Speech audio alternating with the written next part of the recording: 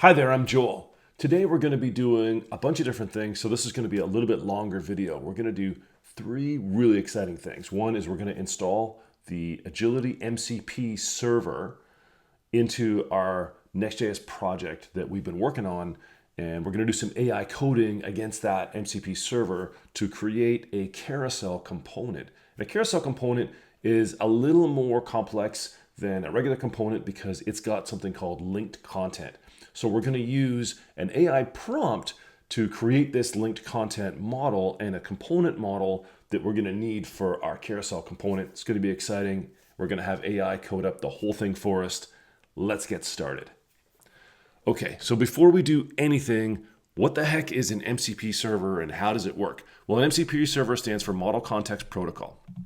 And the Agility MCP server is here at mcp.agilitycms.com. We'll throw that link in the description. This is in beta right now. So if you go here, it's going to tell you all about what's in that MCP server. And there's a bunch of different tools. We can get what instances you have access to, the containers in that instance, the models and component models that are in there. You can get the details for those things, but we can also save content models and component models. And we can also save containers. So containers are a list of items. The superpower here is I just want to diagram out what my carousel looks like and have AI just take care of the rest inside my project. And as a reminder, so this is our project here. We've got this website. It's a total demo website. We've got, like a home page. It's got a pricing page. And on that pricing page, it's got some stuff in here. But on our features page, it's kind of basic. We don't have much in there. I want to put a carousel in there so that we could advertise some features, put some call to actions on there. Carousels are super useful, but I don't want to use someone else's carousel component. I'm not going to use another component library. You're free to do so. I found that I just find myself spending more time learning how that component library works as opposed to just getting done what I want to get done. So I think I'm going to ask the AI agent to do this 100% in Tailwind CSS and use as little JavaScript as possible, although some JavaScript might be needed in here. So let's jump to Figma, where we've actually diagrammed this thing. And just as an aside, when you're doing any kind of computer science type work, and I say computer science because even if you didn't take computer science in school, you're a developer, you're working with computer science, always start with diagrams. Start with a picture of what you're going to do. Take that to your team that who's going to be working with this content and make sure that they agree with the naming structure of what you've decided. Naming things is really hard in software. And as a developer or an architect, you don't necessarily have the same lexicon as the users who are going to be working with this. So definitely do that step. Okay, back to coding. Let's go look at our Figma design that I came up with this ahead of time. So I'm just in a FigJam. I am not a designer by any stretch of the imagination, but this is kind of what I want my carousel to look like. In terms of the data model, let's zoom in a little bit. We want to have a carousel component. I want to have a heading on there. I want to have a list of items on there. We're going to use something in Agility called a linked content grid. So I want to have the list of carousel items in there on my component. But that has to link to another content model. So we need to create that content model first. And I want to have each of these things that can have a heading. They can have an image that's going to be like the background of the carousel item. And I want to have a call to action on there, like a CTA. And I've made each of these, actually, let's make the CTA optional. Okay, I'm just actually going to put the word optional. So all of this is just going to give, hopefully, I'm just going to export this as like a PDF or a PNG and use that as part of my prompt.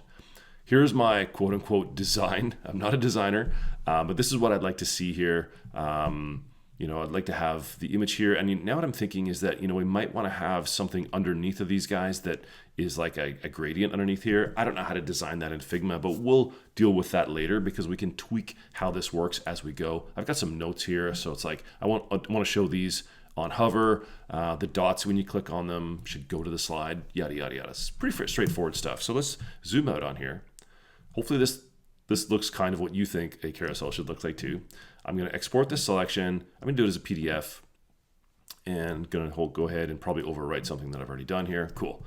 So by the way, I will confess, I actually haven't tried this yet. So this is the first time trying this. I just finished, before I started recording the video, setting up this diagram. So this is going to be exciting. As another aside, I use Figma. Doesn't matter what you do your diagrams with. You can use Visio, any other diagramming system, Miro. There's lots out there. Figma does have its own MCP server. I haven't worked with that very much yet, so maybe I'll do another video later on that. But today we're going to be basically working with GitHub Copilot in agent mode using Claude Sonnet 4 to do all our work for us. Let's get back at it. Okay, here we go.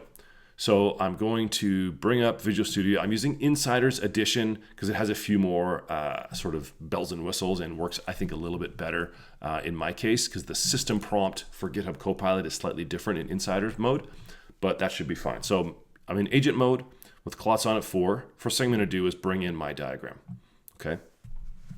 And then what I'm also going to do is I know this project already has some agility components in there that already do some stuff. And I had built a carousel earlier, so I'm going to actually go and delete that.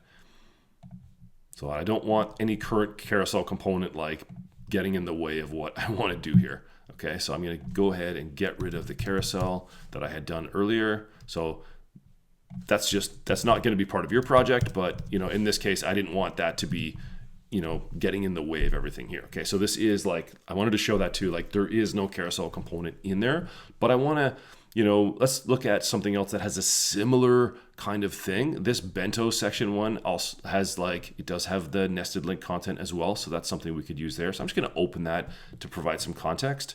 And then let's start with our prompt here. So I'm going to make this a little bit bigger so we can read it. And you'll excuse my typing. If I do too bad, I may skip the video ahead here, but here, let's go. All right, so create a carousel component. Oh, wait. We don't have our MCP server set up yet. Let's go do that. I got ahead of myself. All right, so let's go ahead and do that.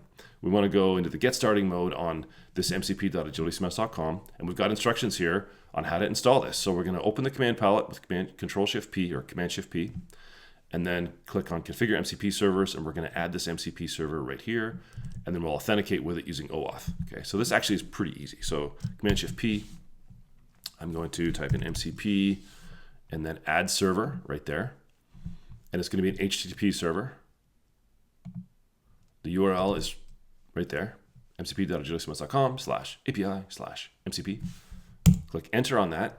I'm going to name this thing Agility CMS. And I'm going to make it a workspace, a one only. You could choose to make it global so it's available for every single one of your projects. But I'm going to make this one just a workspace one here right now. I'm going to click trust.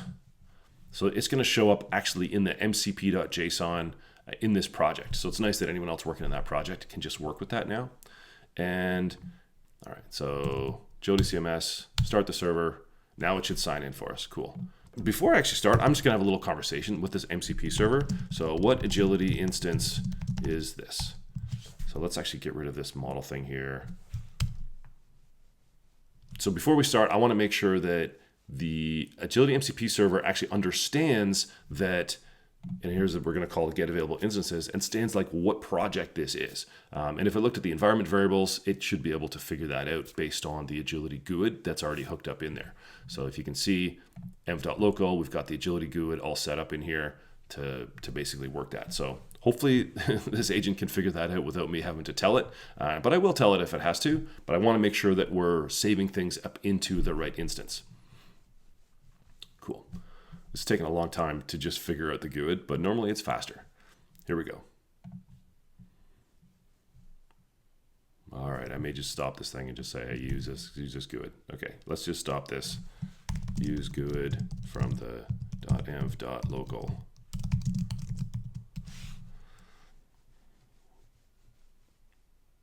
Okay, now it figured it out. Cool, so my instance name is called coding videos. That's the one that I wanted to save back into, so that's correct. So I've got that actually open over here. That instance is there. So I actually go into the model section. You can see we don't have a carousel model. Hopefully we can get that created. So now we can kind of get started. Well, we should probably ask, is there a carousel model in this instance? It should tell us no.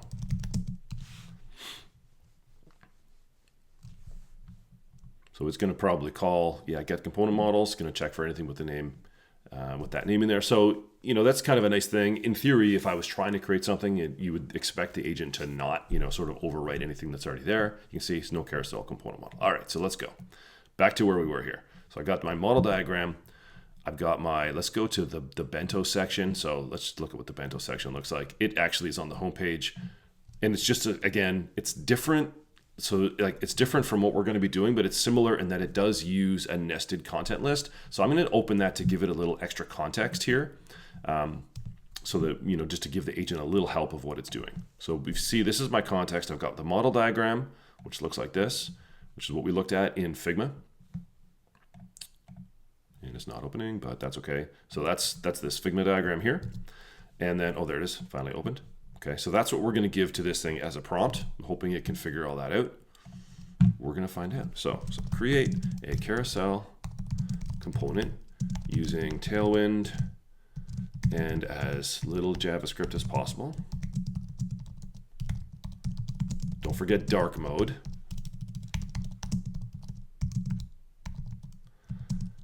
And once, follow the same pattern as we've used before.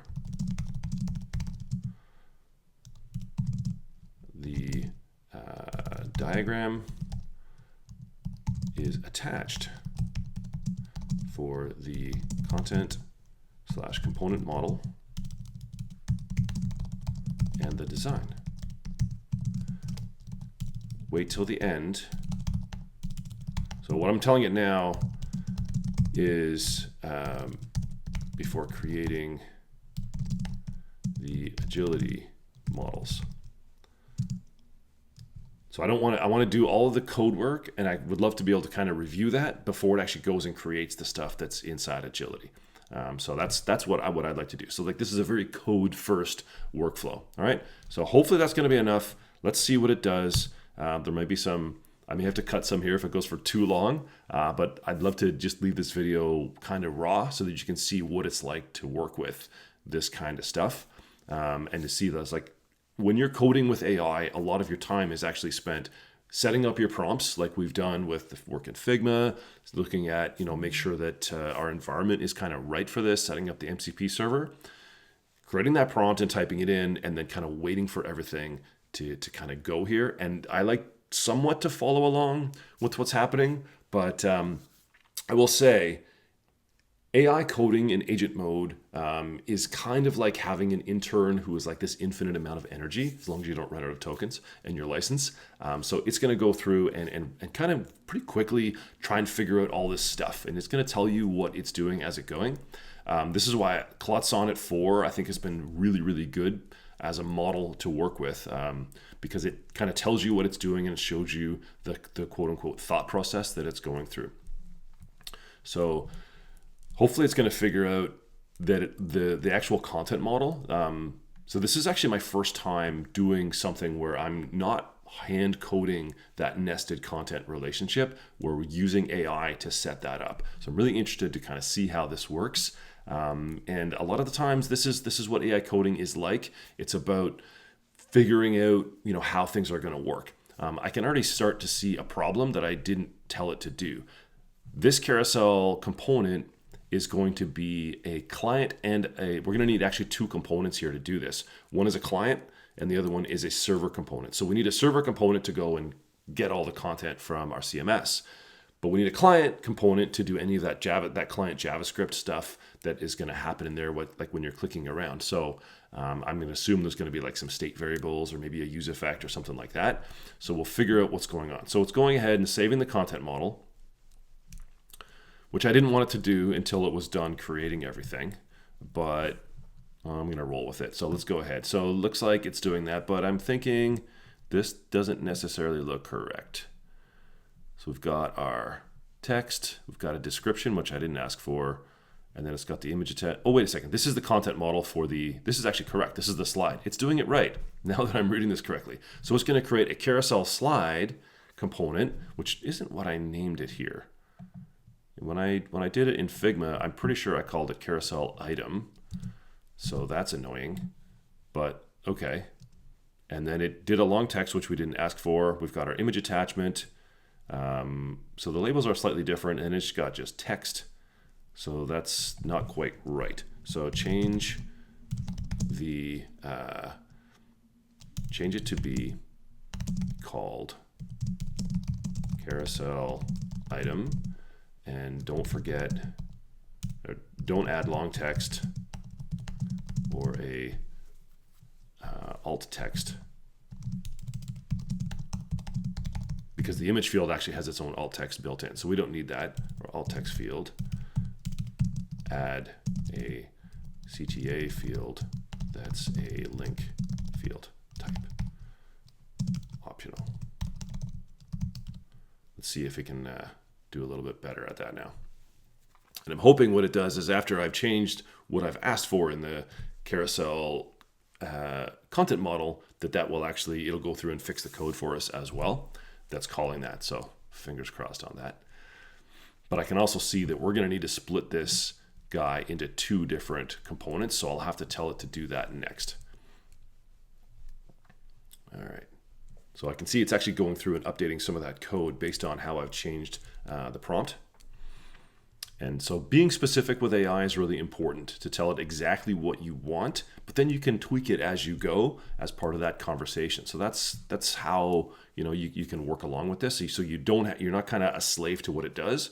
Now you'll notice that when I was asked for stuff, like when it's going to save this content model, I don't have to let it actually do that yet, right? I can click cancel on this, or I can just prompt it to keep doing something else. So it looks like what it's going to actually post here is pretty good. We've got the title. I didn't ask for a description, but it's doing that.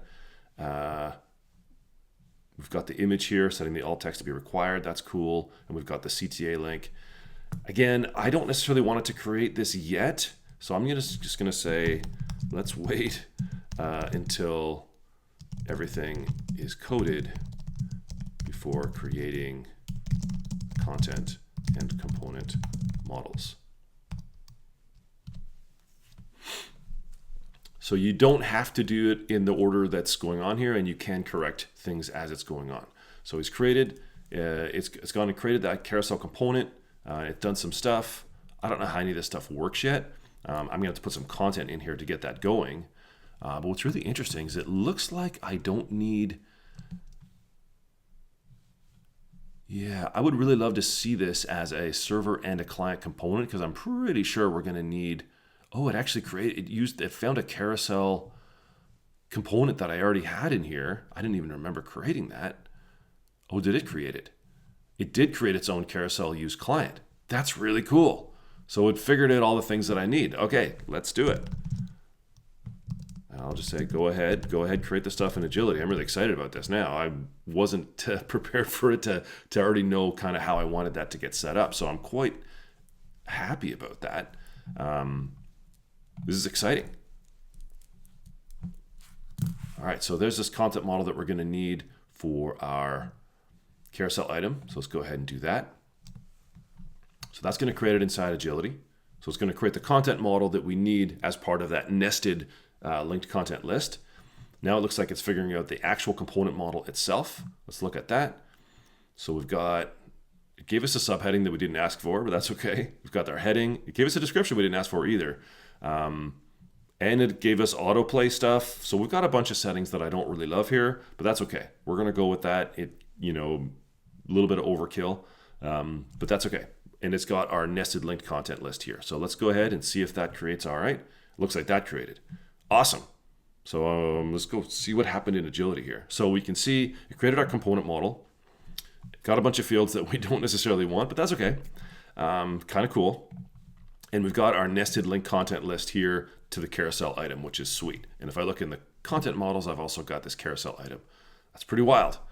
I'm going to go through and add this to a page, and then we'll see how all of this works. What I'd like to do is kind of test this out before I actually publish everything. But we're in it. You can see it actually, because I've used Git, so this is a brand new commit for Git. I probably should have been in its own branch. But I'm just going to go ahead and keep this. So I'm going to say that it's okay. We can't test it out until we go and add it to a page. All right, so we're going to go ahead and we're going to add this component to the page. So here's our carousel. Let's do it underneath this hero component. And it would be nice if our MCP server was able to create all this as example stuff for us, but it doesn't. So we're just going to have to type some stuff in here. So description field, long text. All right, I don't like autoplay, so I'm not going to turn that on. I'm going to show the dots and the arrows. And so this is a nested content list. So it'll wait until we actually create our component. So it's on there. Now we're going to add some slides. So slide 1, description. I don't like that the description is required. So there's some stuff I think we're going to need to tweak here later. And our call to action is optional, but let's go ahead and link to our pricing page just for fun. All right. We'll save a new. I'm going to do 3 slides here. It'll just take us a second because I would love to see how the back and forth is working as part of our demo there. All right, so we'll do, I'm not going to set the call to action on this one because it is optional. I'd love to see how that renders. And let's do slide 3. So that should give us enough to kind of figure out how it all looks. Let's pick that one. All right, and we'll do call to action to a different page here. All right. All right, so we've got all of our content in there. So this will be interesting now to see how all this works. So back to the actual preview of this, and I'm going to go to my features page, and let's just see how this renders first time. Oh, it tells us the component isn't found.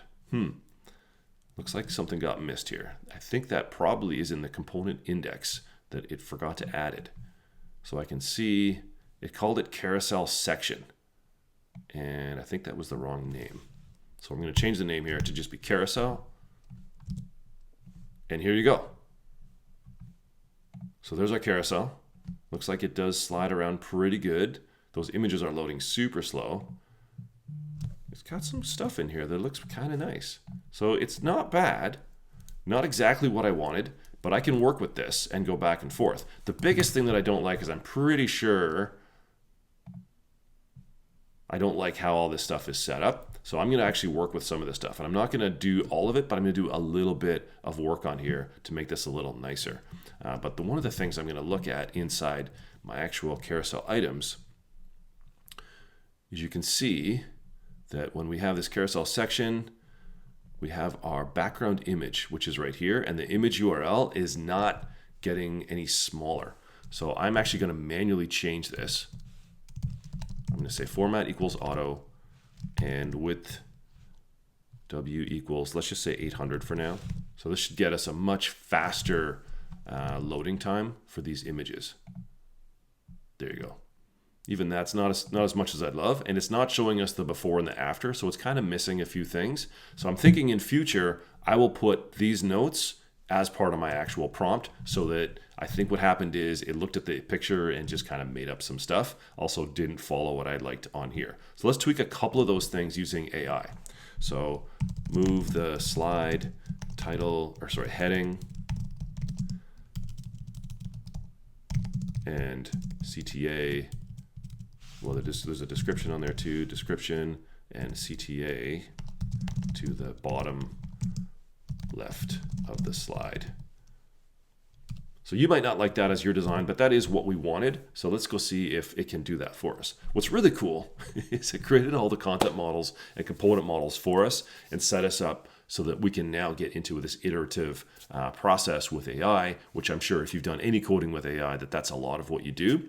But it meant that we didn't actually have to do a lot of the work that's going on here to set all this up. But your job as a developer who's using AI for coding is to do a lot of code review and to go through it line by line to make sure that it's doing what you want it to do, and don't make the assumption that it's going to code as well as you.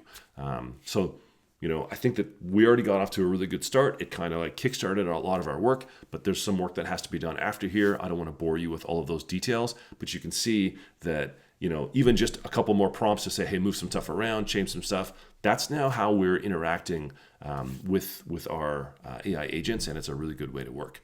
One thing else I wanted to test, I did say don't forget dark mode. Let's see if it did dark mode for us. Holy smokes, it did dark mode for us. So that's not too bad. I don't hate that. That's something definitely good to start with, and I think there's a long way to go on this, but it seems like, pretty nice carousel component. It's something I think I'm going to be able to work with. Check back in some more videos, and I can't wait to do this comparison. We're going to compare VS Code with GitHub Copilot, which I've been showing. We're going to contrast that with the Claude Code, which is more of a terminal-based tool, and Cursor, which is similar to VS Code, but it's 100% set up for AI coding. Check back with us for that video. It's going to be great. Thanks for sticking with us to the end. Have a great day.